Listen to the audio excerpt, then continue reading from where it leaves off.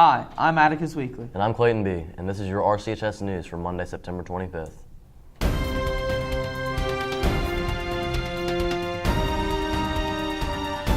Here's what's coming up in this episode of RCHS News. Hi, I'm Savannah Smith, and I'm bringing you a story on the student parking lot. Hi, I'm Connor Spalding, and I'll be bringing you a story on the dress code. I'm Sam Summers, and I'll be bringing you a story on waste and recycling. Hi, I'm James, and I'll be bringing you the story on the band. I'm Abby Hott, and I'll be locking down a story about safety at RCHS. My name is Shelly Smith, and I'll be bringing you a story on accidents. First, let's catch up to Brandon DeMoss for a calendar update. Tuesday, September 26th is the end of the first 6 weeks. Today, September 27th, the grades are due by midnight. Friday, September 29th, it is Picture Day and Report Card Day. October 2nd through October 6th, it is Spirit Week. Saturday, October 7th, is the Homecoming Dance. On Thursday, October 12th, there will be a parent-teacher conference.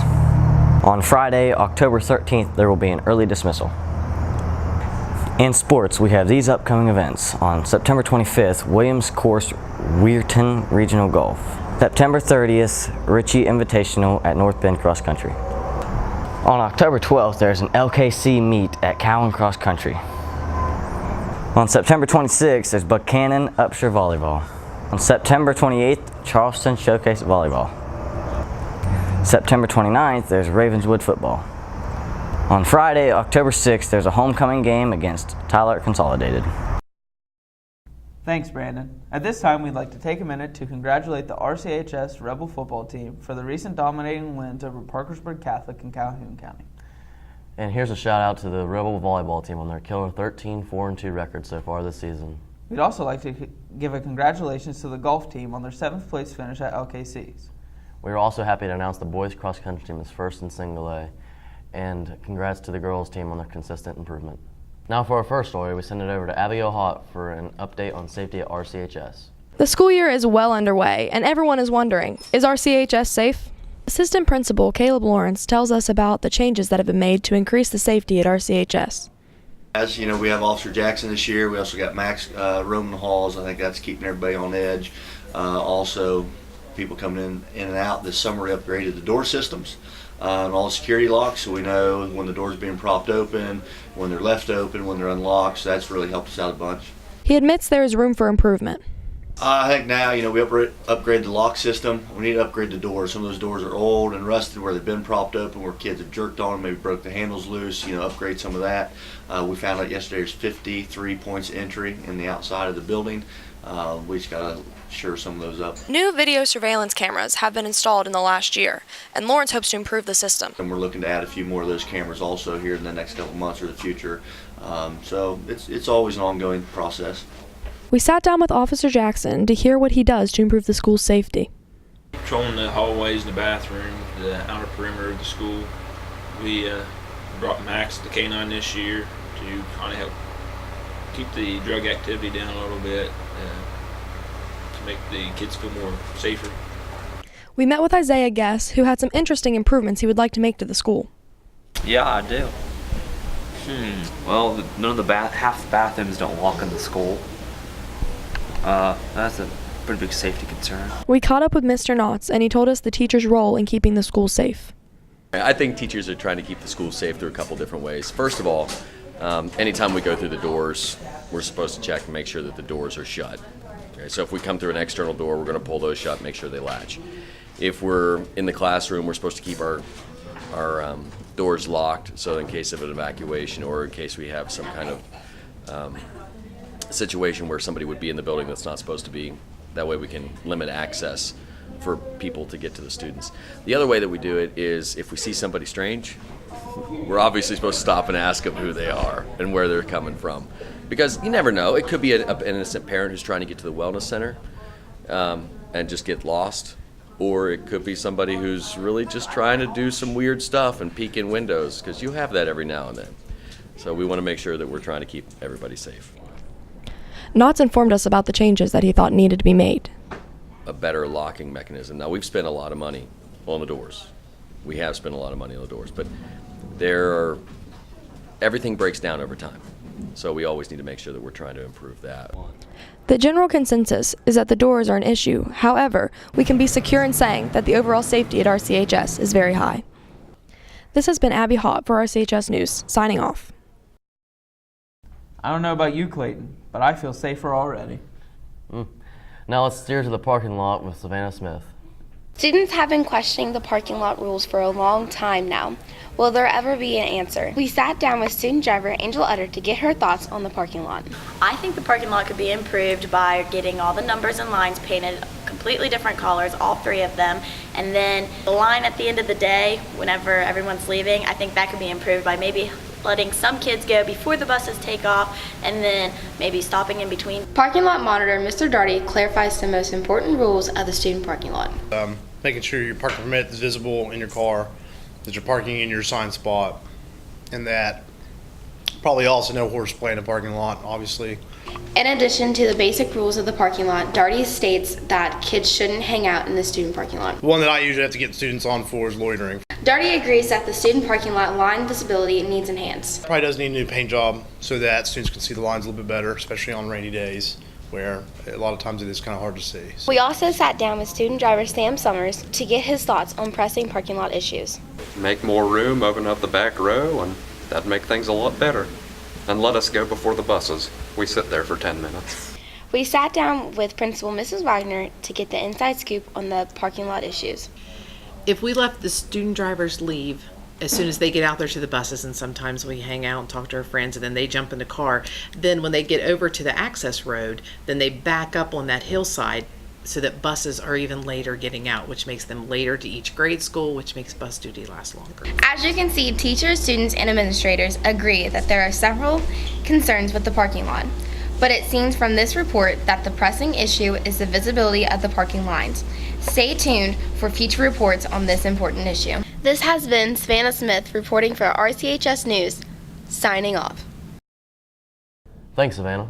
Now let's send it over to Connor Spalding for his story on RCHS student dress code. RCHS News figures out what is the dress code and why it proves to be problematic here at Ritchie County High School.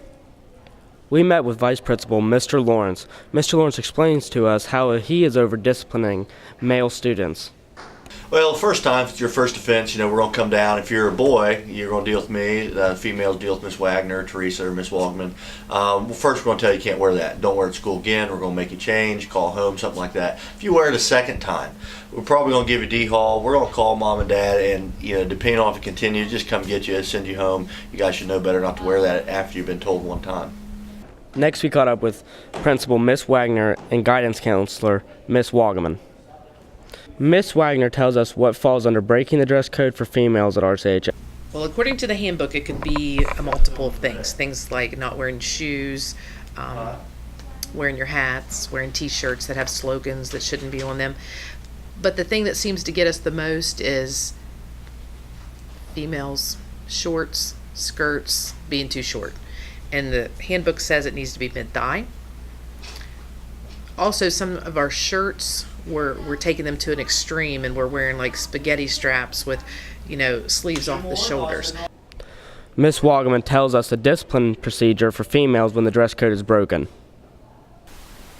For me, basically what I do is I meet with the girls. I give them an opportunity to change.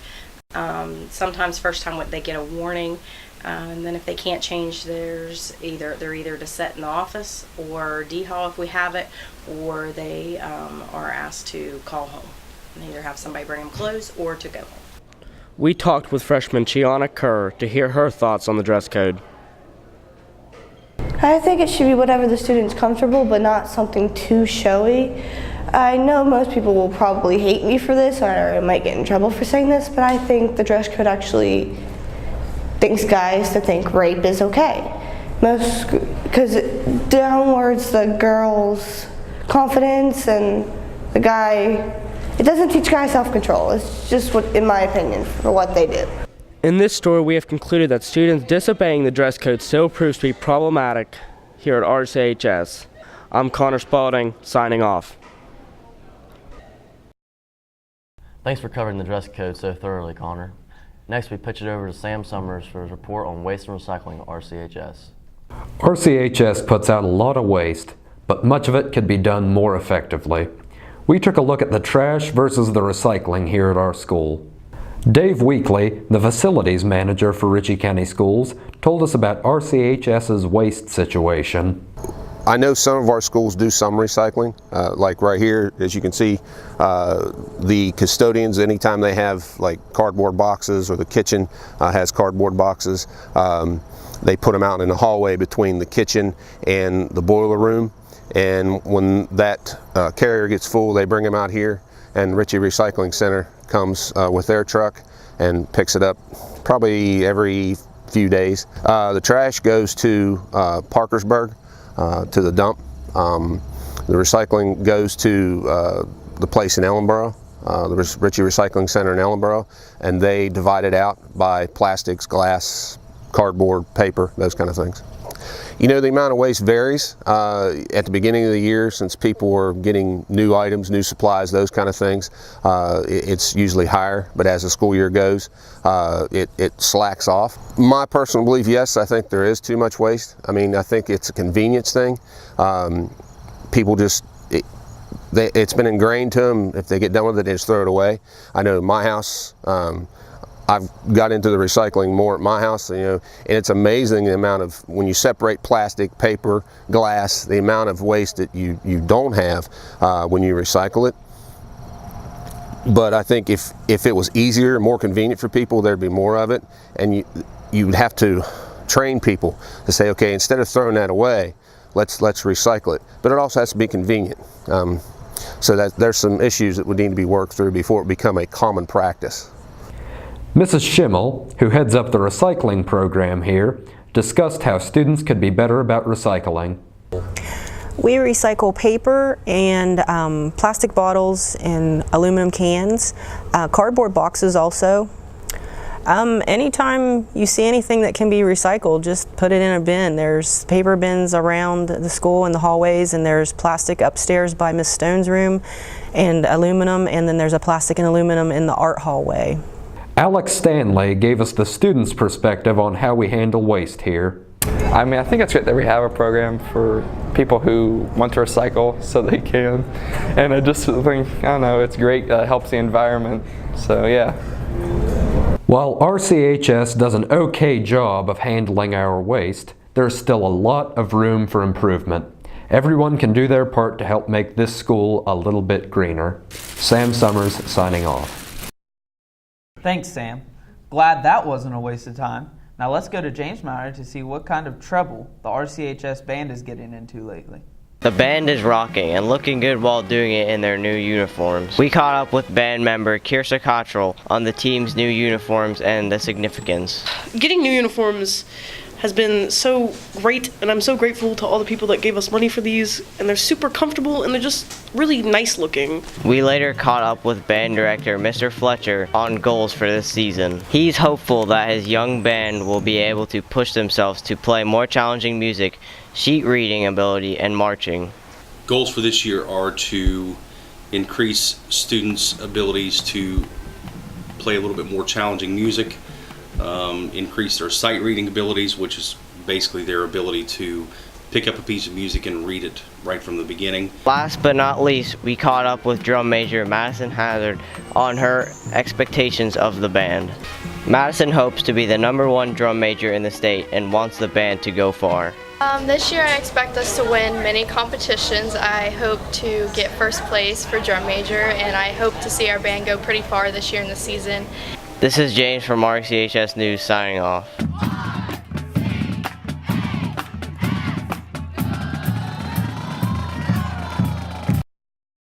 Thanks, James. Now for our final story on accents and language at RCHS from our cultural reporter, Shelby Smith. Ritchie County High School has a wide variety of accents spread throughout the school, but does Ritchie County have its own accent? We caught up with teacher Miss Campbell to ask what she thinks the Ritchie County accent is. The Ritchie County accent to me is a little bit more country and a little bit more laid back, and it has no real southern indications to it, but I do think that it is different in enunciation and pronunciation. We decided to talk with a few people whose accents stand out. Each person introduced themselves and told us what they call their grandparents. I'm Sam Summers, and I've lived in Harrisville all my life. When I was little, I couldn't pronounce grandpa, so I call my grandpa Gumpa. Hi, I'm Rachel Stone. I'm from Parkersburg. Grammy and Papa. Good morning. My name is Deputy Todd Jackson, Coolville, Ohio. Grandma and Grandpa. I'm Kendall Osborne, and I'm from Chapmanville, West Virginia. My mom, Papa. My name is Lakin McDonald, and I'm from Ritchie County. Grandma, Pappy. To really hear a difference, we also had everyone repeat a list of 5 words.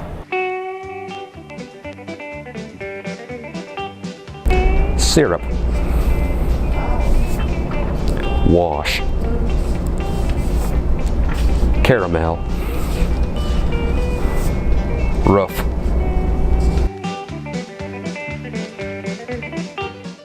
Syrup. Wash.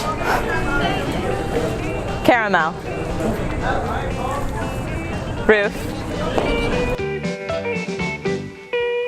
Syrup. Wash. Caramel. Roof. Syrup. Wash. Caramel. Roof.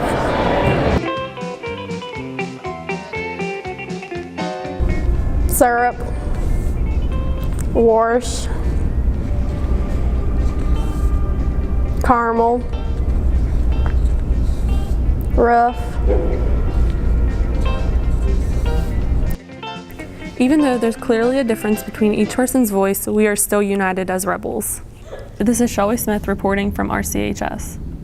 Atticus, you gotta talk funny? Nah.